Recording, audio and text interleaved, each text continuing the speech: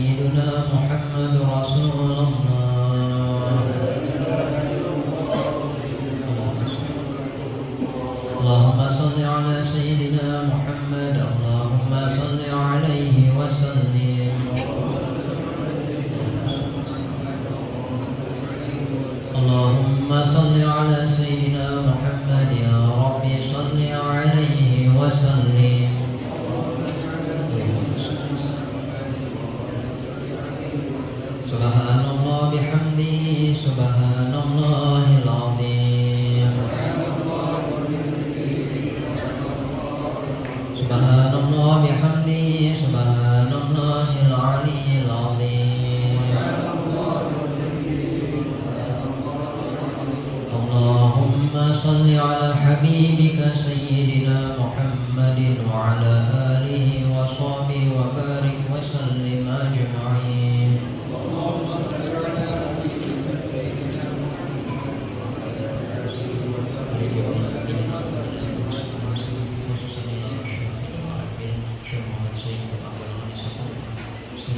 Al-Fatihah.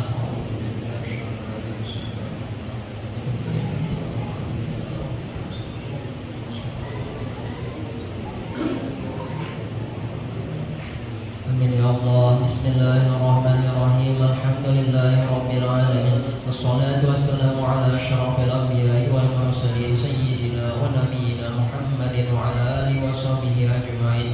Allahumma ja'alna ya maulana li ahlaika dhakirin wa li na'maika syakirin wa ala qadharika wa balaika wa qadarika minas sabirin wa minal halali marzuqin wa 'anil harami ma'sumin wa fil jinani mun'amin wa 'anil nirani muba'adin wa ila wajhika wa wajhi nabiyyika sayyidina Muhammadin sallallahu alaihi wasallam ya rabbina ghairil mutamatti'in radana Allahumma ilaika maratan jamila radana Allahumma ilaika maratan jamila radana Allahumma ilaika maratan jamila wa la taj'al Allahumma lisyaitan alaina fi sairil halati wa la 'inda al-mamat wa la qablahu wa la ba'dahu kaida wa la sabila wa athbitna Allahumma ala qiraatina hadhihi wa ghairiha thawaban jazila wa ajra minka 'azima wa taqabbalha minna bi fadlika wa karamika qabulan hasanan jamilan jalila ij'al Allahumma ya maulana wa ma qara'nahu wa ma kabarnahu wa ma halalnahu min qiraati suratil Fatihah wal ikhlas wal mu'awwidhatain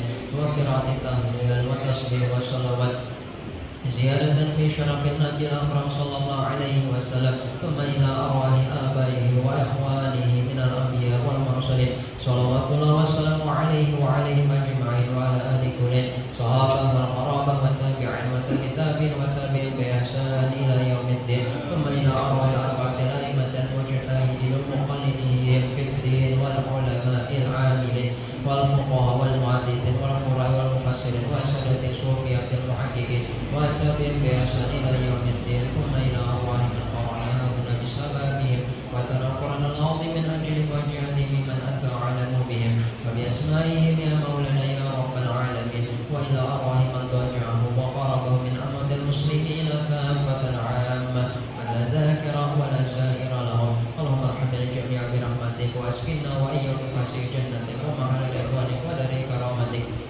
bi rahmatika ya arhamar rahimin Allahumma jumhuri bisarana wa qbal indarana wa qbal bisalihatin a'malana wa ala iman wal islam jam'an tawaffana wa anta radin anna wa la tuhina Allahumma fi qabla wa la takhudna ala ghayra wa ja'al akhara kalamina min ad-dunya 'inda intihai ajalina qawla la ilaha illallah Muhammad rasulullah sallallahu alaihi wasallam ahina ya hayyu wa amit ala mumit wa ba'ath alayhi min kuburina ya ba'id warfa'na wanfa'na biha yawma la yanfa'u malun wa la banun illa man atallah bi qalbin salim thumma ila arwahi abaihi wa ikhwanihi minan nabiyyin wal mursalin wa ila al-malaikati al-muqarrabin wal karrabin wa ila sadatina Abi Bakr wa Umar wa Uthman wa Ali radhiyallahu ta'ala anhum wa ila arwahi kulli waliyyin wa waliyah lillahi masyariqil ardi wa magharibiha bari wa bahriha أينما كان وكان الكائن في علمك وحلت أرواحهم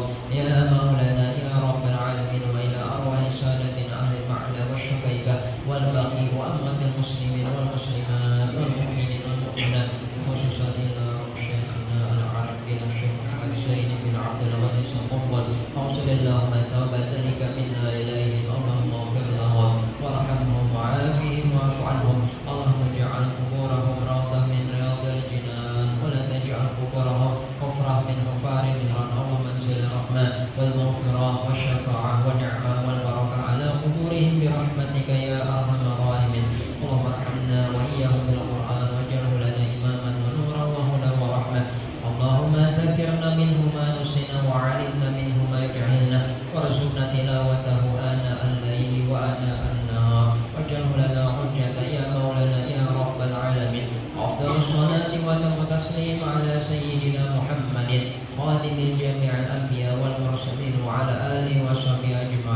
Subhana rabbika rabbil izzati amma yasifun. Wassalamun ala al-mursalin walhamdulillahi rabbil alamin. Taqabbalallahu minkum minna wa minkum taqabbal ya karim. Dengan pembacaan doa tadi maka selesai acara peringatan Isra wal Mi'raj Nabi besar Muhammad sallallahu alaihi wasallam, dan kami akhiri dengan ucapan wabillahi taufiq wal hidayah. Assalamualaikum warahmatullahi wabarakatuh.